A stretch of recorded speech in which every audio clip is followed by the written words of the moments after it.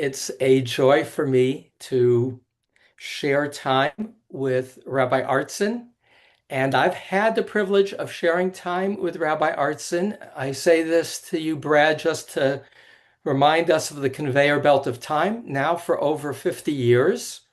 Mm. And no, 40 years. Oh, and it's a treat to see you now that you're on my screen. Rabbi Artson and I were chavruta at the Jewish Theological Seminary, and in many ways have continued to be chavruta in regular touch as lifelong learners together. While yet in rabbinical school, Rabbi Artson wrote a tshuva on conservative rabbis doing weddings for homosexuals and redefining the nature of inclusion within the conservative movement, and has continued in his rabbinate to be a rabbi identified with inclusion. At the same time, with Rabbi Artson in rabbinical school, he wrote his first book, Love, Peace, and Pursue Peace, a Jewish response to war and nuclear annihilation, and a manuscript on serving as a hospital chaplain at Sloan Kettering, which is to say, Brad, you've always been a leader and an inspiration for me Mm. to be more open to the world around me and to write. I wouldn't have written what I have written probably if you weren't my chavruta.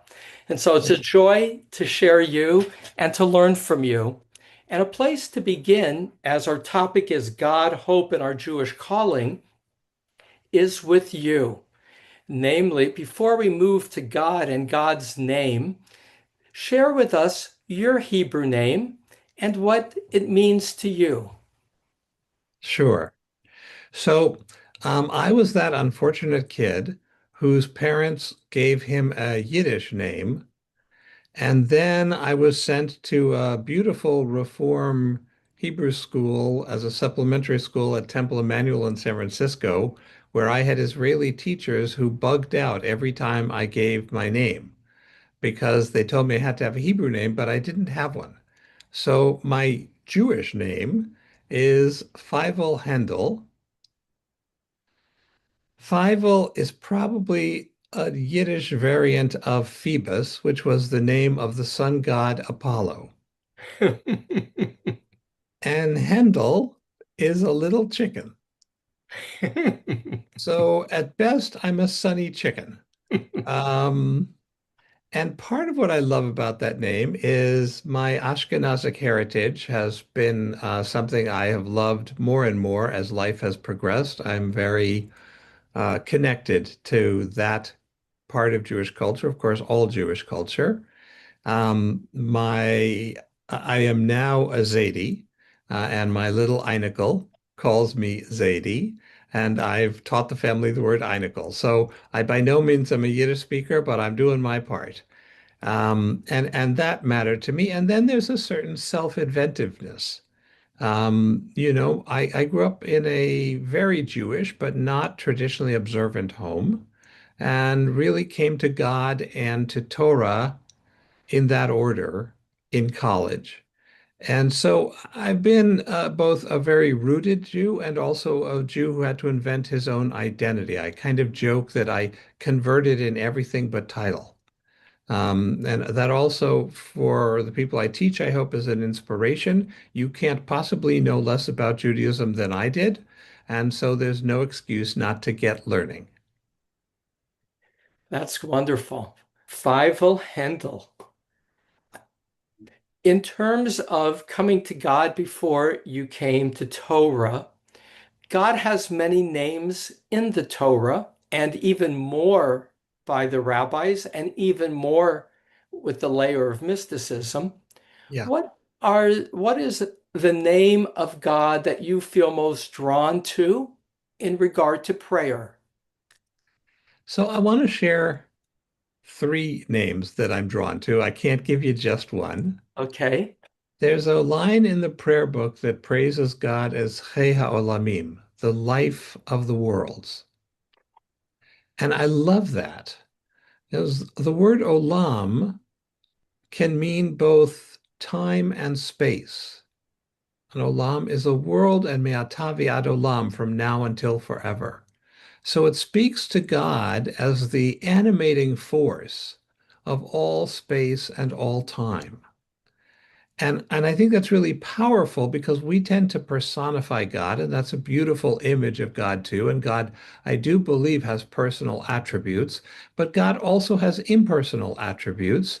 And I love that that honors that whatever it is that makes us vital and vibrant and does that for the entire cosmos, that's God. So that's one. Two, in the Bible, God actually has a name. Like I'm Brad, like you're Ellie. God has a name. Jews don't pronounce it. It's Yud He Vav He.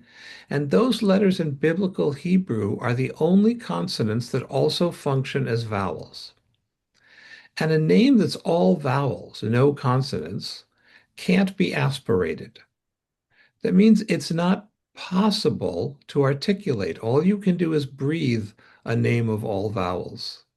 And so there's a way in which the only way you can say God's name is to take a breath in and to let a breath out. And when you exchange air with the universe, you are breathing God's divine name.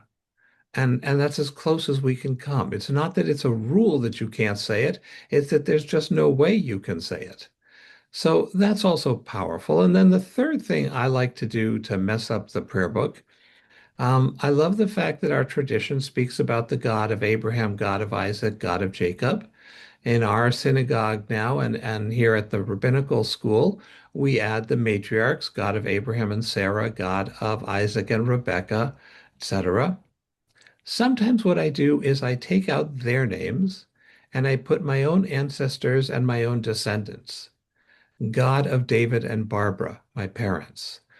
God of Shira and Jacob, my children. God of Levi, my grandson. Right? And if I do that, then that plants me in the middle of a flow in which God has touched a particular family. This is not an abstraction.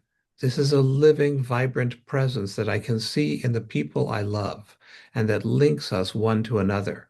So try it sometime. The next time you're praying, use your own family's names, the people who birthed you. Can put in your grandparents if you're moved to do that, and then put in whatever children, nieces, nephews, grandchildren, whoever are your progeny, and see how that ends up feeling. That's beautiful on many counts. And those descriptions, Chai Olami, the Yud He Vav He, and linking the God of your immediate ancestors and descendants as part of your own flow.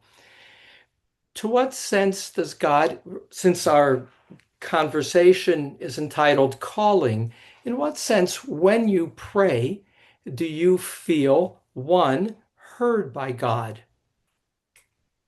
So, one of my favorite corny Jewish jokes is, and many of you I'm sure have heard this, I'm not making it up.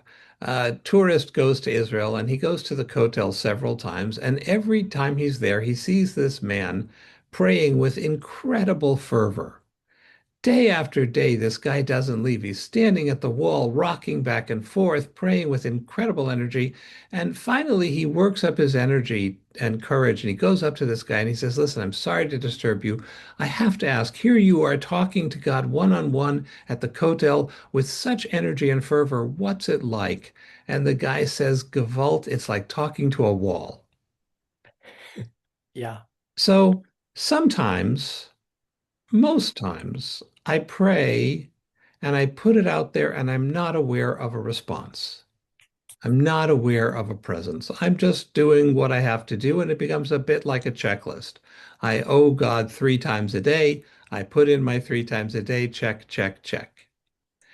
But part of the benefit of making that a regular discipline is every now and then when you least expect it, you get picked up and transported, and God shows up unexpected. And the only way to do that is to keep putting in the time, putting in the openness, waiting a bit after you finish praying before you walk away, just with the listening ear. And the listening ear is in here, not here. Um, And I'm amazed how often God shows up, either in a feeling. Sometimes at the end of a prayer, I will put a problem to God, something I'm struggling with that I don't see a way out. And it's astonishing to me how often you can't snap a finger and demand it, but how often clarity emerges. I suddenly have been given this pearl that I internalize and I know what I'm going to do next. And that's happened enough times that I kind of rely on it. I know that if I have a really deep, intractable problem, I'm rarely alone in it. And that's a great consolation. And sometimes I even get a pointer in a direction, and then you just have to be willing to have faith and open the door that's been placed in front of you. So that sounds like calling, hearing a response that helps give you clarity. Mhm. What would you say to the skeptic who says that's psychological and not spiritual? I think that skeptic is making a character mistake. We've grown up in a culture of Hallmark, and so we have this childlike image that spiritual should just always transport you to somewhere. Who's to say that God doesn't use our psychology to deliver messages? Right? If the universe is marinating in the divine, then the reality is there's nothing that's not sacred except if we don't see it. So if you want to go through life insisting that your psychology is purely biochemistry, as if there is such a thing, as if the biochemistry itself isn't completely miraculous, completely unlikely. My latest, we've talked about this. I recently got on GLP-1, which is the miraculous weight loss stuff. And it comes from the spit of a Gila monster, those southwestern lizards in Arizona and Texas, who you don't want to kiss. Um, but there's a peptide in their saliva that allows them to not feel hungry all the time, and it does the same for people. And the scientist who found that, he wasn't researching for that purpose. He was just his field is lizard spit. Um, if that's not a divine miracle, that a self-evolving universe comes up with the very thing we need at the moment we've all gone obese, there's suddenly on hand a cure that's been there all along. We just weren't looking. And it's transforming millions of life. So I don't think there's a distinction for your skeptic to hold on to. I defy them. This universe is, look, how could you argue that a pile of chemicals can emote? I understand how a pile of chemicals can react and move and change, but that we're having a conversation and we have consciousness, you'll never derive that from a purely mechanical explanation. And that's for me the place of miracles, that inexplicable second person, you and I, that the chemicals can't deliver by themselves. So I don't think there's a difference between the psychology and the spiritual unless you want to rule it out. And that feels pretty arbitrary and a little pessimistic.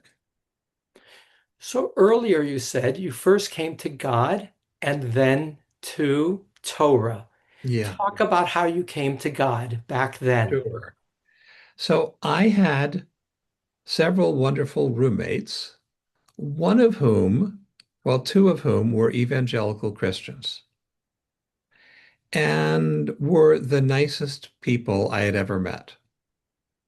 And that was not despite their being Christian, it was because of their being Christian. You can use your religion to become a judgmental, rigid person, and some people do. And you can use your religion to become open-minded and broad and loving. And I was lucky enough that the two Christians I was living with were of the second category. And I loved what religion did for them. And I had always grown up thinking that religion was for stupid people. There's a lot of evidence to support that fear. Yeah. Um, and And they were brilliant. Both of them have gone on to have illustrious careers as doctors and surgeons. One of them went on to become a heart surgeon at Johns Hopkins and got a PhD in computer science so he could develop computer programs to help the surgeons. Clearly not stupid. So he got me interested in religion. And I went to talk to the Hillel rabbi because I had grown up an atheist. So I did, how do you become a believer? Like, what does that even look like? And he said to me, there's no neutral way to do that. You have to try out being a believer and see if it comes true for you, if it works in your life. So he got me to agree to go to synagogue every Shabbat for 2 months. He said, less than that, you'll worry about where do I sit? Where do I stand? When do I shuffle backwards? Why are they rocking? Like you need to be there long enough to know all the melodies and feel at home to know if it's working. And then he gave me a book of Franz Rosenzweig, who's a German Jewish existential thinker from the same time as Martin Buber. And I literally fell in love. I fell in love with God and I fell in love again with the universe. And I admit it could have been hormonal. It was the same semester that I met Ilana, who 43 years later, we had our anniversary last Friday, is still my wife. And I have been faithful in my way to the same woman and the same God for all those years. So, and they both seem to put up with me, which is also a miracle in and of itself. Um, but it opened me to divine love and a very personal tie with God. I feel God's presence personally. But the God of Israel makes me turn to the Torah. Like you can't have an Israelite relationship with God except with Torah and the Jews. So my love of the Jews was derivative. The God I love makes me a member of the Jewish community. There's no neutral way to go to God. And the God of Israel commands me to venerate Torah and the traditions that have built out of it. So I now love Torah and Tanakh in its own right. The Jewish people, the jury's not entirely in on. Some days yes, some days no. Um, but all of that derived for me from God, which is I know not how most American Jews operate. Most American Jews do it in the other direction. Their sense of peoplehood and identity comes first, and then comes their love of Torah and maybe God at some point. But for me, not at all. I was, I grew up among non-Jews who were and still among my best friends. I know all the Christmas carols. I know their second stanzas. I know many of them in Latin. I was perfectly at home with American culture. I did not need Judaism to be at home. And yet, thank God, the Jewish people have become my home and have been for 40 years now. So, regarding calling and the Jewish people, what do you hear God's call to the Jewish people as being? Well, this has been, I don't need to tell all of you who are listening, this has been an especially brutal time to be Jewish. And I think for multiple reasons. One is there was a kind of glorious period that we didn't know was temporary at the time, in which it was not okay to publicly despise Jews. And those days are over. People are fine vilifying us, demonizing Israel, and that's not to say criticizing particular policies is perfectly legitimate, but the obsession that all bad things come from Israel, come from Jews, is bonkers and is now public. It's out on the streets. Not a week goes by that a Jew isn't beaten publicly just for being Jewish, where a synagogue isn't attacked, where people who claim to just be anti-Zionists talk about exterminating an entire nation of Jews and take it out on the Jews around them. And if you want to think about how totally absurd it is, there's a bagel store in downtown San Francisco that gets its windows broken.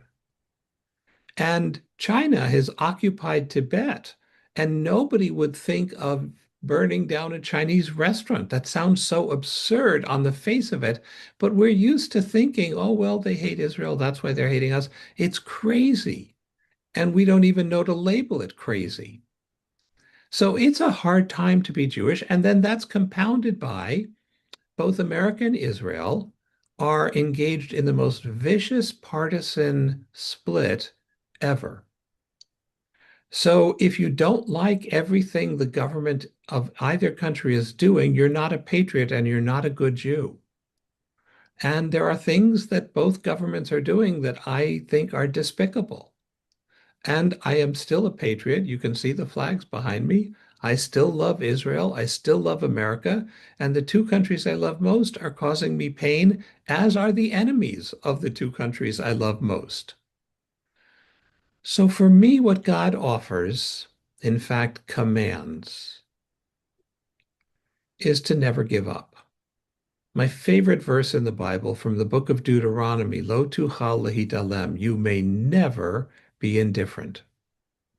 You can never stop hoping. That is a betrayal of the Holy One. That is a betrayal of our ancestors. So if they could get through and still be a beacon of light to the world, then so can we. And so I want Jews to be woke, not in the political sense. I want us to be unashamed to be ourselves. I want us to be publicly ourselves and let that be other people's problem. I want us to be learning Judaism, studying Hebrew, going to Israel, hanging out with each other, having vibrant spiritual communities. That's the answer to the anti-Semites, and that's the answer to the rabid partisanship that threatens to rip us apart. Let our love be greater and more resilient than their divisiveness and their hate, and that can only, for me, come as a gift of the Holy One. And so for me, I rely on God and Torah to keep my heart open and supple. Now, the Torah speaks of a command that we are to be Mamlechet Kohanim v'Goy Kadosh, a Mhm. nation of priests, a holy people. What does Torah's charge for us mean? Well, it's clear to me, I am one of those rabbis who both honors and loves our having been chosen. I believe that at some point in our history, that moved from being a theological claim to being a historically empirical fact. So I take our chosenness not as theological dogma, but as historically verified truth. And what chosenness means is not that we are better than everybody else. You know, Tevye's famous line, would you choose someone else for a while? Um, it is a commitment to service. It's a commitment to justify our existence not by our own power or glory or might, but by the fact that we model decency and righteousness and compassion in a world that doesn't have enough of that. And so that's what I think being chosen is for Jews. I also think every people are chosen in their own way for their own things, and that's for them to determine and tell us. But what we are chosen to be is a people who the values of Torah are visible not in our preaching, but in our lives.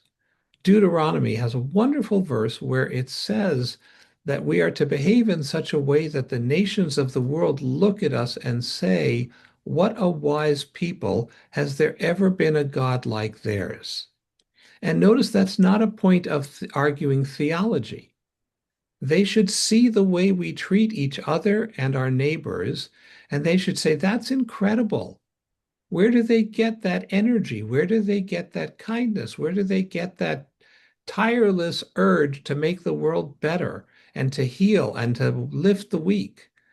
Right? Well, we get that from being true to our Jewish identity and our calling, and that comes from the Torah. That's what the Torah means by chosen. And at the same time, there are some very troubling commands in the Torah, like wipe out the Amalek people, women and children. Yeah. What do you do in terms of finding God's voice in the Torah when there are such troubling commands as well? So you're raising a very important challenge, Rabbi Spitz, and that is not new. Maimonides dealt with that in his time. Rav Sadia dealt with it in his time. Rabbi Akiva, Rabbi Meir in the Talmudic times. We've all dealt with it. And here's the answer Jews in America have mostly forgotten. God's voice is not found in the simple meaning of Torah. It's not in what the rabbis call the pshat. Pshat is, what would this book mean to an Iron Age listener? Right? And what would it mean to a professor of biblical studies or an archaeologist? But that's not the Torah, right? The Torah is in the drash, in the rabbinic interpretations, and that's an ongoing tradition of re-encountering and re-changing and asking the Torah a very simple question. What is God saying through this? So for me, I want to remind you, I don't believe the Torah is a historical book. It's not a shortcut to biology. So the Torah isn't, you don't need science if you read Torah. You don't need history if you read Torah. That's not their point. The point of the Torah is, how do you bring about Geula, redemption? How do you live a life that merits eternity? Right? And that means these stories are all there to teach us. I don't believe that you're ever going to find evidence that Pharaoh's army drowned. It's just beyond our reach for history and archaeology's sake. And it doesn't matter if you think the Torah is true literally, geh gesund. If you think the Torah is meant as a metaphor, fine also. Because either way, what a Jew is supposed to focus on is, what do I learn from the story? So one, I learned from the story of Amalek that you raised, that first of all, Maimonides rules explicitly, if you meet someone who claims to be an Amalekite and you kill them, you are guilty of murder. Right? You're not allowed to act on that. However much the Torah tells you, kill the Amalekites, that's been closed. That's not an option in Jewish law anymore. And you are violating the law of don't murder if you act on it. So then what's it there for? If it's not to be acted upon, it's to tell us that any time you see pure evil, you must recoil from it. And we all make excuses for our own evil. I will give you a nonpartisan example of that. The Democrats nominated a guy to run for the Senate who had a Nazi tattoo and a history of beating women. And people on the left justified that by saying, but we need to take the Senate back. And people on the right have justified an adulterer who has tried to violently overthrow Congress. And they say, yes, but I really love his support of Israel, and I really like his approach to finances. If we don't have lines in the sand, left and right, and we say, I just don't vote for a Nazi, period. I don't vote for someone who beats women, period. Even if I like all their policies, I won't cross that line. That, I think, is where Torah is so important, because it sets the lines that we dare not cross, even for good reasons. And the evil that we accommodate in our lives, we are that frog in the pot where the water is getting gradually hotter and hotter. And by the time they realize it's boiling, it's too late, right?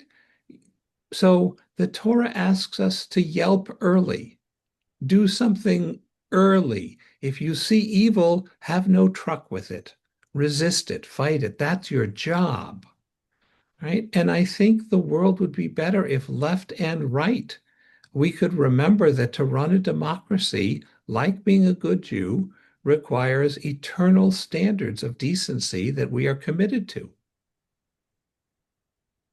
And how does one determine those eternal standards? Well, Where on the other hand, things are changing in regard to the interpretation of Torah. correct, which So, means that you have to have educated people leaders who have one foot in immersion of Jewish tradition. So they can speak accurately to the tradition's teachings, but they have another foot firmly planted in contemporary community.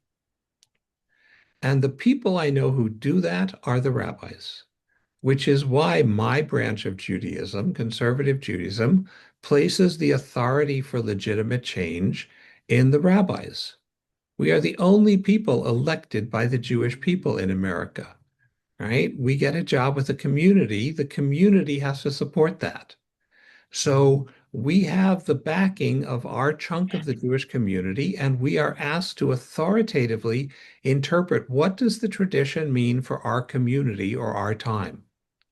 And rabbis don't have universal authority. They speak to a time and a place, right? Jewish law is always local, it's always provisional, it's always on the way. And um, so I think the authority is the interplay, right? A rabbi who has a contract with a community can't get too far out of step with the community, or they will find themselves without a contract. But a rabbi also has to be faithful to their understanding of the tradition and then offer that best understanding to the community, hoping that it will resonate and it will become their Torah too. And there's a dynamic there, there's a check and balance. But that interplay between rabbi and community has been how Jewish law has stayed both faithful and current at the same time. So that leads us to page 18 of this last week's LA Jewish Journal, where you wrote an essay now as the Goldstein Scholar of the American Jewish University, rather than as the Dean of the Ziegler School, where you wrote why conservative movement and conservative rabbis should begin to do intermarriages. Tell us about why you crossed what was, for the conservative movement, a red line defining what it means to be a conservative rabbi, namely, doesn't do intermarriages. Great. So I have to say two clarifying things before I tell you that. First is I want to be clear to everybody listening, I do not speak for the policies of the Ziegler School or American Jewish University. There's only one dean and one president, and they set policy. So Rabbi Cheryl Peretz and Jay Sanderson, the president of AJU, are wonderful leaders, and the school is in very good hands. And that means I also get to have my own opinion, because if you don't like it, don't do it. Um, the second thing I want to say is conservative Judaism has always had a rich legacy straight out of the Talmud of vigorous debate. Talmudic rabbis argue everything. There are in the Talmud 5,000 debates, only 50 of which reach resolution, because the argument is much more interesting than the conclusion, right? So conservative Judaism honors that by allowing rabbis to teach Torah as they see fit, so long as their behavior is regulated by being in accordance with the law committee. And so I haven't yet done an intermarriage, and I don't plan to until my movement authorizes it. But I am going to stir up some good trouble and try to teach this movement so that it moves. And here's my reasoning in short. You have to distinguish between a policy and a goal. The goal has always been to maximize Jewish life. And there was a while where intermarriage, first of all, was unthinkable in the old country, either Yemen or Poland. Gentiles wouldn't marry us, so it wasn't an issue. Um, as we started to interface with modernity and it started to become a possibility, um, Judaism responded by circling the wagons. We need to protect our integrity as a culture. It wasn't racist. You could always convert in, but you had to convert in the same way that to become a citizen of the United States, it wasn't enough to move here. You had to pass a citizenship test. And that was fine. But right now, the intermarriage rate for non-Orthodox Jews is 70%. And once upon a time, people might have refrained from getting married if the rabbi wouldn't officiate. But today, that's so far from reality. Nobody calls off a wedding because the rabbi won't do it. And many, many people don't bother asking a rabbi to officiate anyway. They just ask a friend. So the policy is no longer providing a cure. It's not encouraging people to live more Jewish lives. What it's doing is getting them to quit conservative synagogues, and when they quit, their parents quit, their relatives quit, their friends quit. It's a surefire way to torpedo what I still think is the most dynamic, beautiful way of being Jewish. They're all beautiful. Don't get me wrong. I love Reform Judaism. I love Orthodoxy. I love Reconstructionists. They're all great. But I do particularly drift to the conservative movement's mix. But conservative Judaism has faced this kind of issue three times in my lifetime. Judaism had never ordained women. We had that debate, and we decided that the call of our time was to expand the circle to include women. And then we had another set of debates. Judaism had never authorized the ordaining of gay people or the officiating at their love. That became a possibility with modernity. I was happy to lead the charge on that back in the day. I got yelled at by everybody. I was told I was destroying Western civilization and I was destroying conservative Judaism. Um, and those seem to be exaggerated. In retrospect, all I was doing was pissing off a lot of my colleagues. Um, and and it turns out I was right. The conservative movement is stronger today because we have beautiful, talented women rabbis, LGBT rabbis. They have immeasurably strengthened the rabbinical assembly and made us a more vibrant community of Jews. And I believe that someday someone's going to thank me for this too. Because the time is called, if we want to help people maximize their Jewish, I don't believe there's any way to refuse to celebrate their love and then get them to give us a listening. Right? So if we want them in our communities where they can hear what we have to say about Shabbat and Kashrut and Israel and Torah and mitzvot and observance and Hebrew and all the many things that are a hallmark of conservative synagogues, then we have to find a way to say yes that is compatible with Jewish law. And the only way to do that is to expand Jewish law yet again. But we've done that three times already. We did that with special needs. We did that with women. We've done that with LGBT. And I am confident that if I can just push people enough, I will get people to start speaking up because right now they're scared and silent.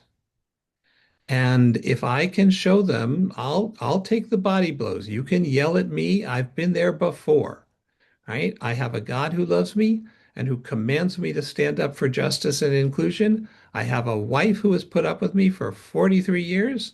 I have two of the best children and the greatest son-in-law ever. And I have my beautiful little grandchild who thinks I'm right, or at least he will once he knows what I'm doing. And I also have gotten calls from colleagues all around the country thanking me for taking the lead, and students, current and graduates, who have called me up and said, "This is why you're my rabbi." And my community that I'm a member of has been incredibly supportive and saying, "About time someone did this." And I would have been happy not to be the one. I carried one. I'm happy to not carry this one, but no one else was speaking up, and I can't stand it. So I had to say something. But my mother And loves me, so whatever. you got lots of love and well deserved. As the dean of the Ziegler Rabbinical School for 25 years, a conservative rabbinical school, how, if and when conservative rabbis begin to do intermarriages, what will be distinctive about conservative to Reform Judaism, and does it matter? With all love and respect, it doesn't matter. Okay, We that's should why. not define ourselves in contradistinction to other movements. First of all, what links us as Jews should always be greater than what divides us. The denominations are useful fictions. They're just coalescings of Jews who think alike on particular issues at a particular time. But Reform Judaism is very different than what it was 100 years ago. Conservative Judaism is very different. And frankly, American Orthodoxy is very different than what it was 100 years ago. That's the way it should be. So if there are good ideas practiced in other denominations, nobody should hesitate to borrow them and make them their own, because we have so much to learn from all the different denominations, each of whom bring a living experiment to Jewish life, and each of whom come up with different genius ways of making Judaism richer and better. So I never ask myself, how does this leave us different? There's plenty that distinguishes the denominations, but that will constantly be in flux and change. I don't worry about that. We should be, each community, the best Judaism they can imagine.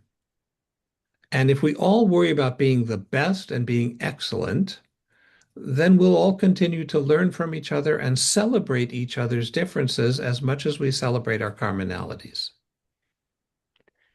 Thank you. At this point, I'm going to have Callie come in to share some of the questions of the chat, some of those who've been listening in, and I will reserve a closing question. Thank you, Rabbi Artson. And Callie, do you have some questions? Oh, yes, we have more than some questions. Um, so let's start with you talked about how you came first to God and then to Torah, which led to the question, but Rabbi Artson, aren't God and Torah intertwined? Well, you're taking an ideological stand when you ask that question. Uh, So I'm not, I don't mean you Someone personally, I is. mean the questioner. Yes. Um, there are plenty of people who read the Bible the way they read Homer. The Bible is the world's classic. Every day, it sells more than any other book, and it has consistently done that for the last 2,000 years. Even in the thick of the Harry Potter stuff, Hmm. it was still outselling Harry Potter. Even in the midst of this Odyssey stuff that's going on, it outsells the Odyssey daily. Right? So it's a great book. It doesn't need to be propped up by metaphysics. It's a great book. And it's created so many things without which Western civilization would be unknowable. For many of us, we also read it not just as the book of ancient Israel, but the book that is the mirror through which we see the divine and in which we crystallize what the divine is saying to us. So absolutely it's connected, but it doesn't have to be. So in my case, I came to a love of God and synagogue, and that's what threw me into a love of Torah. So bouncing off that question, so you go to school, you're an atheist, you come back as a believer. Yeah. How do your friends and family react?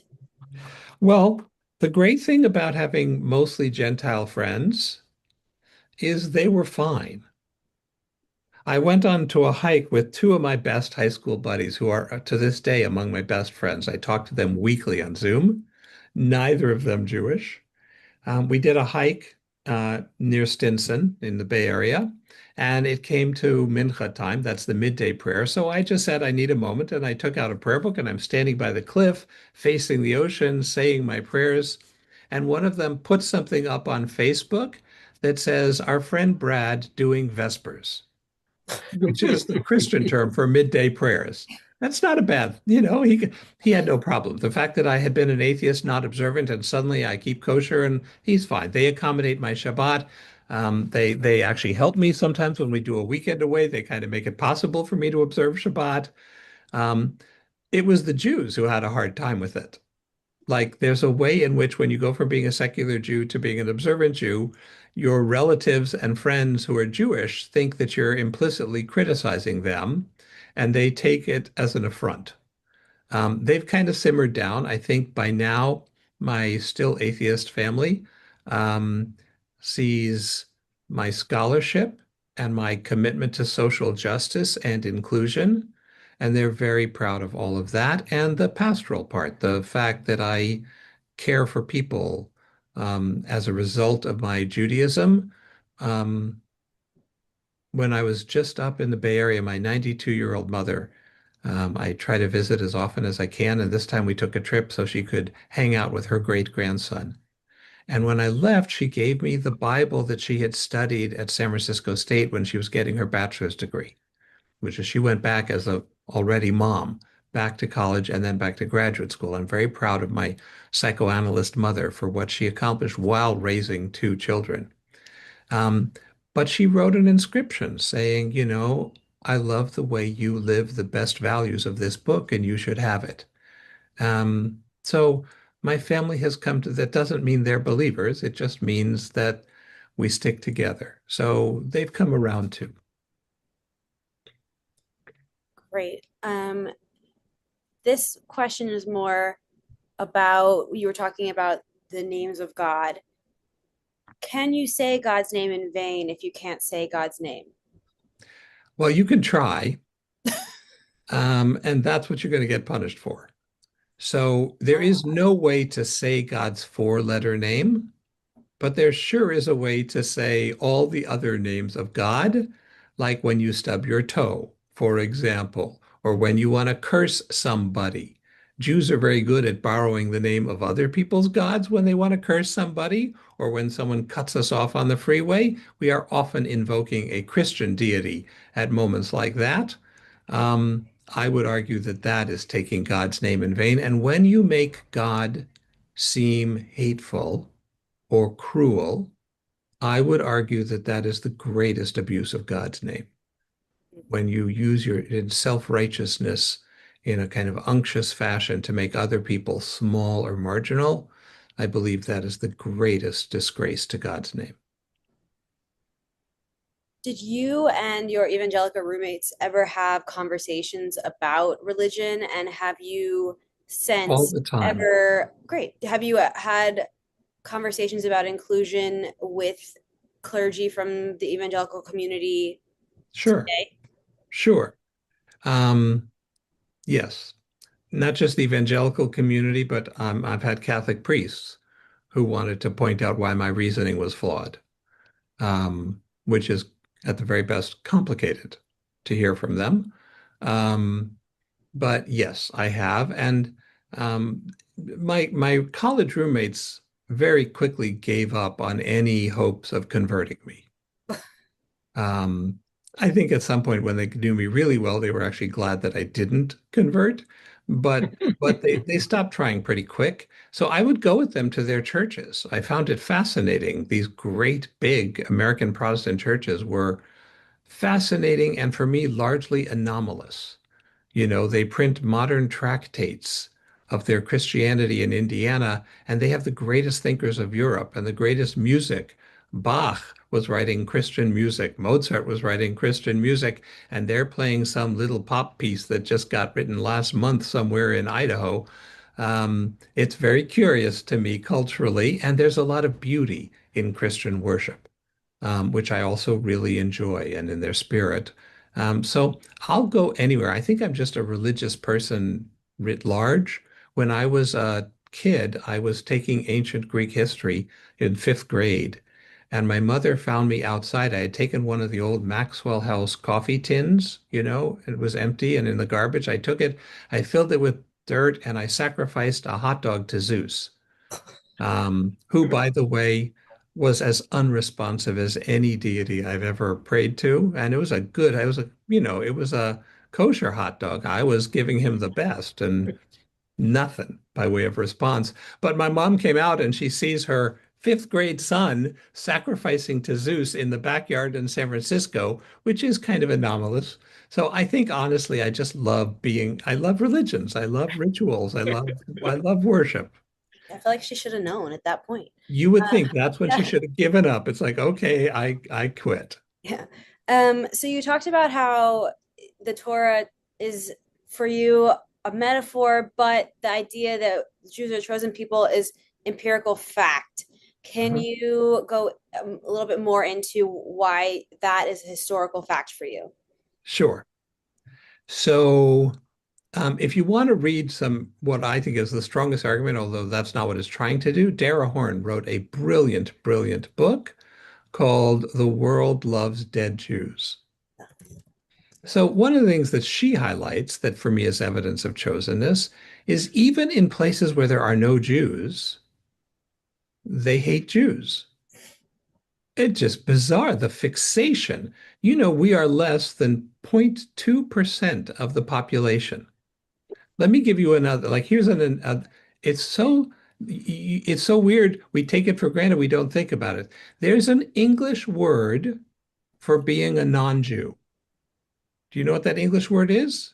If you're not Jewish, you are Gentile. a Gentile. Okay, that means there's a word for 99.7% of humanity describing them by what they're not. Is there a word for people who are not Chinese? No. The Chinese are a fourth of humanity. It would actually be reasonable to have one word in English that describes everyone who isn't. Is there a word for people who aren't Muslim in English? No, there's not. There's billions of them, right? But this itty bitty little people in French, in German, in English, in Spanish, there's a word for if you're not that itty bitty little Semitic tribe. That's weird, right? And that's because we stand out. We do. The whole world now thinks of Abraham and Isaac and Jacob as their prophets. They think of Moses and Jeremiah and Isaiah as talking to them. They don't think that of any other ancient civilization. You can go to Kenya and they're praying to the God of our fathers, right? It's wild. And that means we weigh heavy on the mind of people. The UN has offered more resolutions on Israel than on Sudan, Tibet, Cambodia, Syria, like places where there are slaughters of hundreds of thousands, if not millions of people. The UN passes by in silence because no Jews, no news. And they just keep focusing on our little corner of the world, and they treat it unlike any other place. Why is that? Why do we loom so large in the imagination of humanity? I can't come up with any explanation other than we've been tagged as different.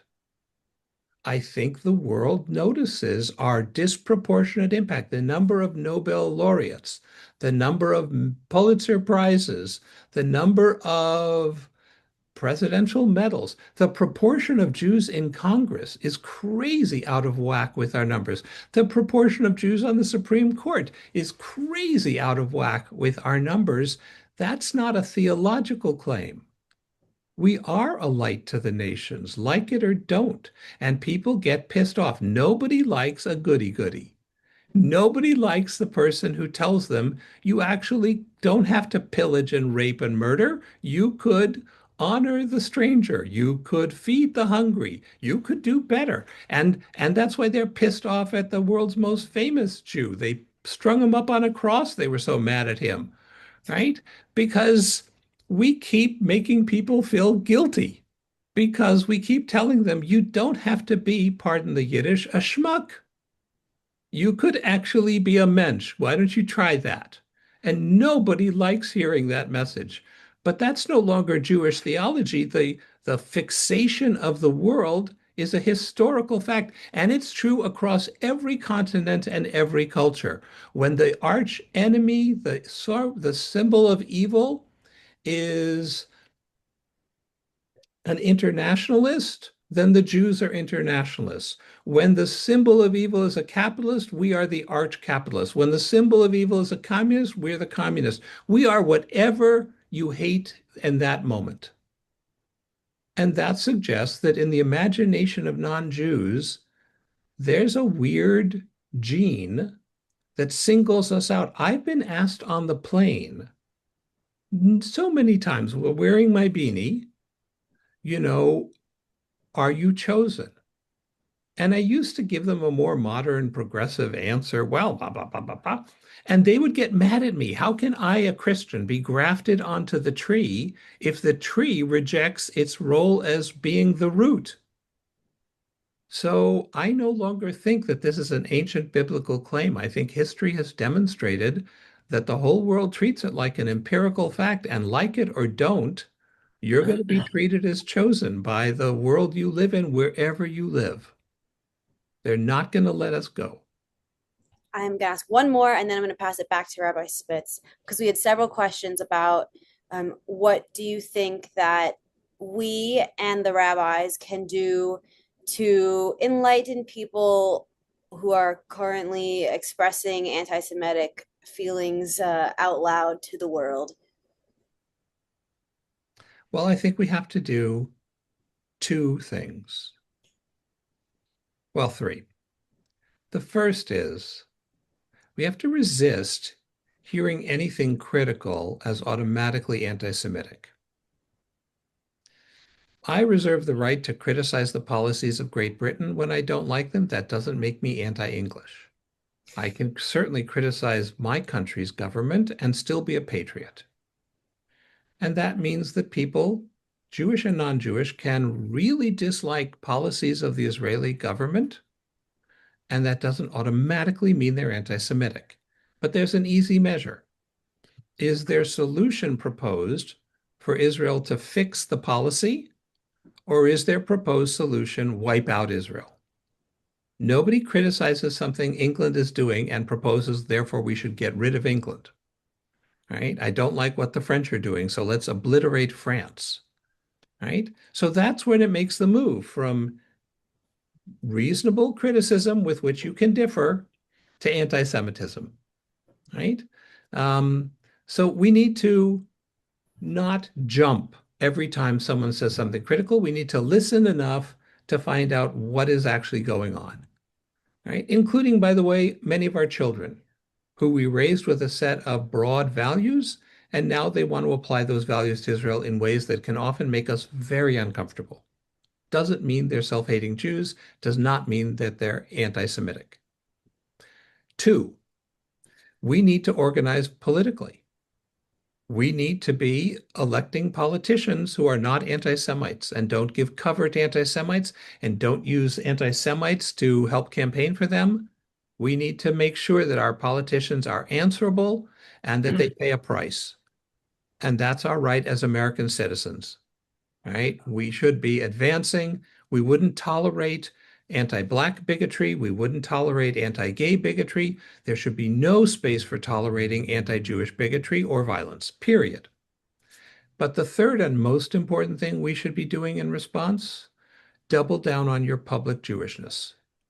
Wear that Star of David in public. Wear that kippah if you're comfortable. Take that Hebrew class you've been postponing. Read a Jewish novel. If you haven't been to Israel for a while, get on a plane and go to Israel. You need to live proudly and live in a way that reflects the genius of Jewish vitality, because let me tell you, the Jews who fall away, fall away. And we look the same. You know, there's a wonderful guy running for Congress in San Francisco who has been a self-identified Jew his whole life, still is. He recently came out calling the killings in Gaza a genocide. He recently said he won't support money from AIPAC, and he also won't vote, he will vote against selling arms to Israel. He said all those things, and then when he went to a gay pride parade, he got kicked out because he's a Jew. Right?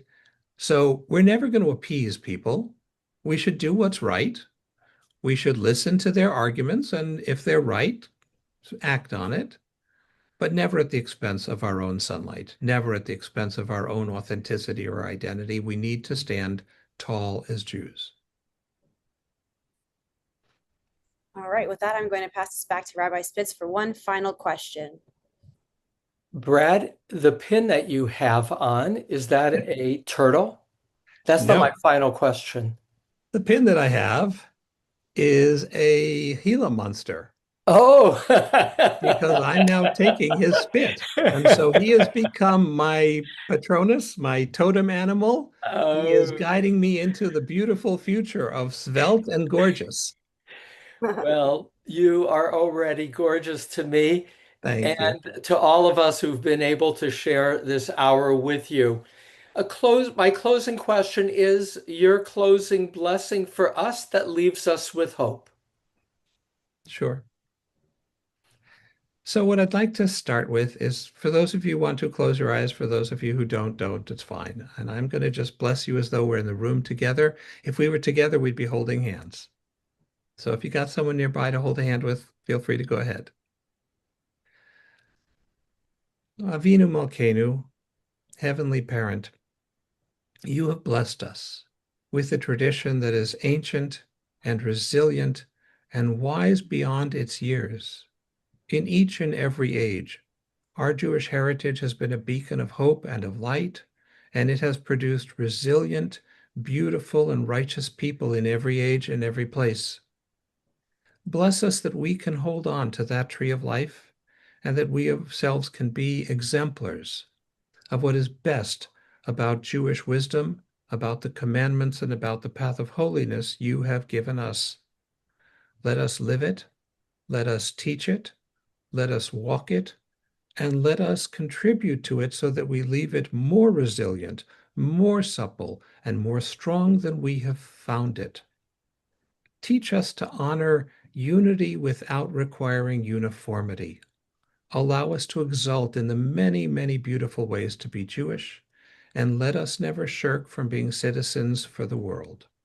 Amen. Amen. Thank you, my friend. Thank you. You're welcome. Thank you so much for that blessing and for being here today. Thank you to everyone who joined us. And I hope that everybody leaves here with a little extra hope. Wonderful. Thank Thanks, you. everybody.